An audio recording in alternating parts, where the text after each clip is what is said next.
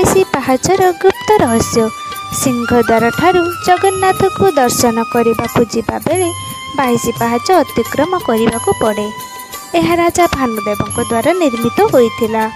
ଭାନୁଦେବଙ୍କ ପୁତ୍ରଙ୍କର ଆୟୁଷ 22 ବର୍ଷ ହୋଇଥିବାରୁ ରାଜା ଭାନୁଦେବ ଆୟୁ ବୃଦ୍ଧି ନିମନ୍ତେ 22 ପାହାଚ ନିର୍ମାଣ କରିଥିଲେ ଏବଂ ପୁତ୍ରକୁ ସେଠାରେ ଗଡ଼ାଇ ଦେଇଥିଲେ। ସେହି ପ୍ରଥା ଆଜି ପର୍ଯ୍ୟନ୍ତ ଚାଲି ଆସିଛି।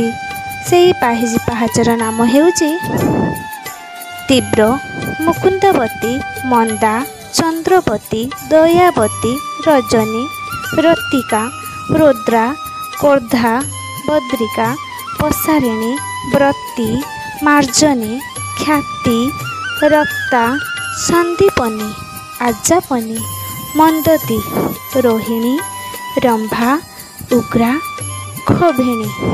ଜୟ ଜଗନ୍ନାଥ।